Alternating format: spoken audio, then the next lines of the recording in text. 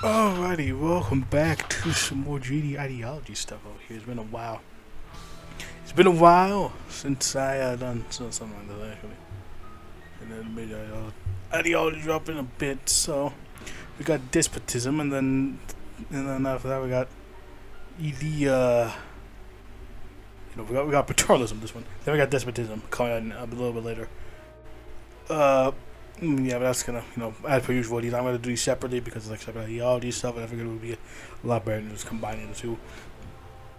Is that way there's a bit more of an even split compared to this. So yeah, we're gonna be going on into stuff. So I'm gonna try away because as per usual, later reading. Praetorian oligarchy, the Praetorian oligarchism. What's it doing? The country faces imminent doom. What if the Grand Coalition collapses, causing a turmoil the political scene that threatens to tear the country apart? Or will the emergency probably not pre-realized properly? The worst case scenario, what if both are followed by invasion of outside vultures? Either we have the army that can get the answer, and the gun power in action, and consumer civilian morality, having the guts to purge, the ride and seize the moment, and maybe the last chance of national salvation. Meanwhile, 9 out of 10 cases quickly devolve into a dictatorship. In some cases, soldiers do not screw the government, merely merge with it, creating a dictatorship. To get that Paternalism. Good old Roman Republic, anyways. This is mostly to fulfill emergency role. Dictatorships are best characterized as an army of the state. In such occasion, kind of like Prussia. So what was that? Still an army? I can't remember. Yes. The structures of civilian government are subverted and taken over by the army men who have become new bureaucrats and use the paper God's work. Indeed. Headed by a council of generals and tycoons, they form together a new paradigm of the nation, placing every single man under arms for only the service, and the name of the nation can grant one citizenship and benefits. Because as we drove guys after sergeant troopers, so apparently most are enticing progressive reforms. Indeed. Including all EU exemptions for military conscription, granting the opportunity to serve the nation to every single citizen in advance through the ranks by merit alone. Nationally, the economy too corner stricter supervision, while maintaining power initiative, criteria to service the nation interest. Both qualify as the nations of the Middle America or Africa, or the states of South America, all the Amer and the Cuz, all the As and the Cuz. In Asia, we got all sorts of ways. There's at least now that can continue the democratic mission. Enos' premiership can be applied to every nation where the army takes charge. Free elections and peaceful times may come, but only after weathering the storm of modern times. Will that come? No, it was allowed the job of the army to bring closer. Once the final is made, peace shall return. We shall have peace in our time? Maybe. Potentially, theoretically. And they got, of course, good old-fashioned oligarchy, everyone's favorite form of government. Definitely not gonna draw the ire of many people. Anyways. Power comes to those who seek it and properly with it. To a power properly, one must understand its true nature. No politician can truly rule the country of his own. He always has trumps in the office, department, and corporation.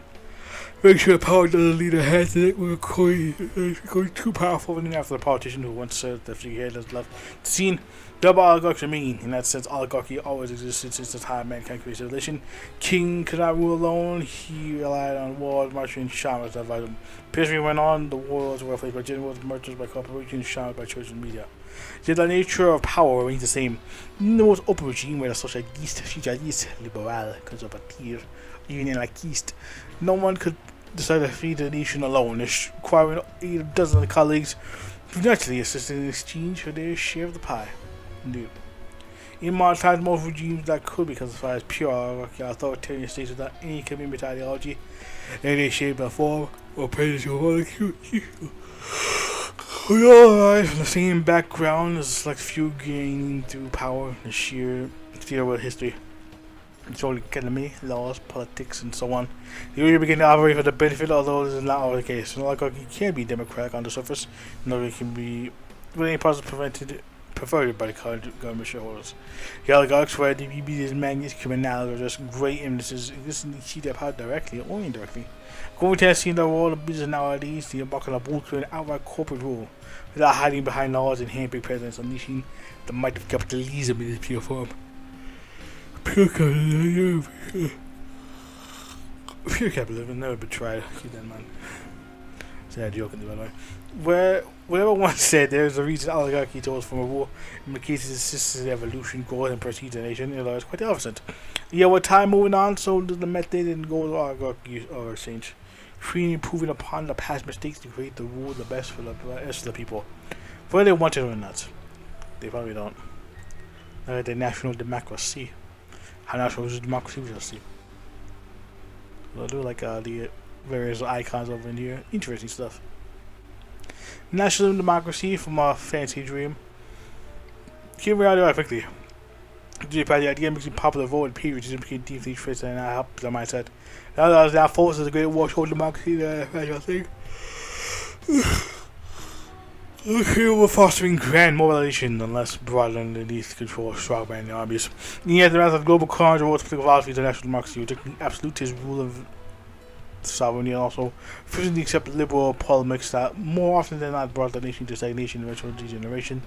As such, the tendency can be best described as illiberal, nationalistic, and monopolistic in terms of power balance.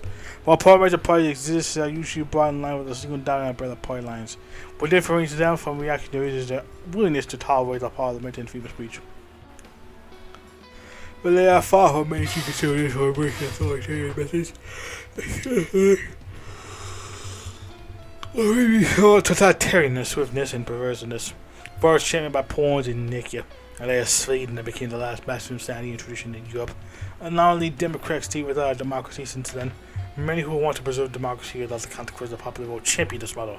Its corporatist, organic, and hierarchical structures bring labor, business, and government to a tree that because the nation rolls and works together for a better future.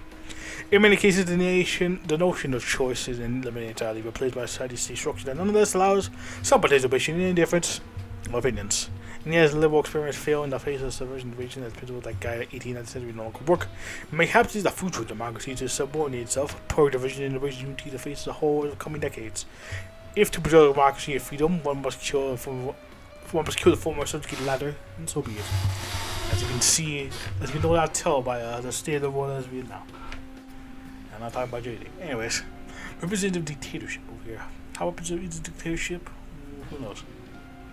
I do like the icon of the Muslims, my personal favorite, really. Little puppet man.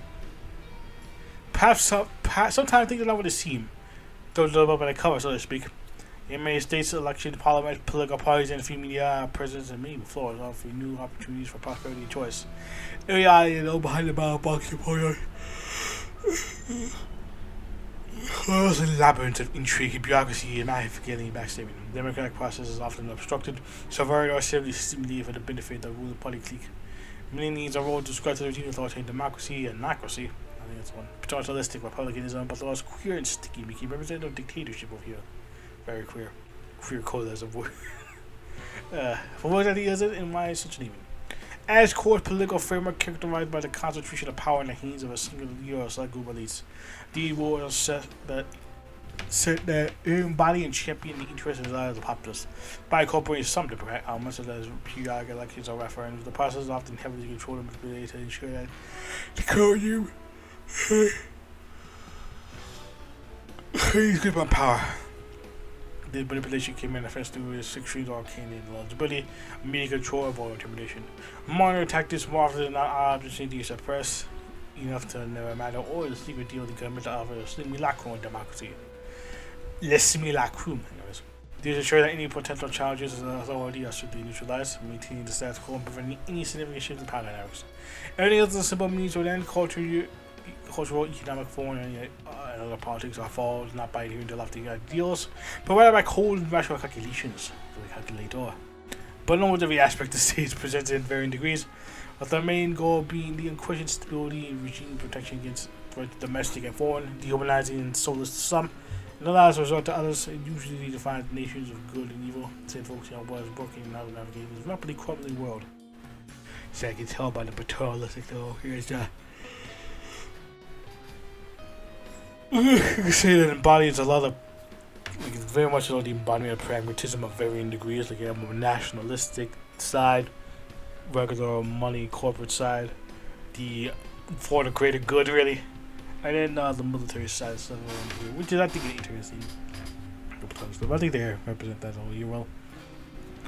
But it's fascinating to see exactly how this stuff is being. I think it is. Very fascinating stuff. But yeah, it's gonna be it over in here. So next time we got the despotist stuff, if I remember correctly. Cause I think that was the only job. I don't think that anyone others drop over here. But we got the paternalistic and then despotist stuff coming after that, unless I missed something. But yeah, tune in. I'll see you guys in the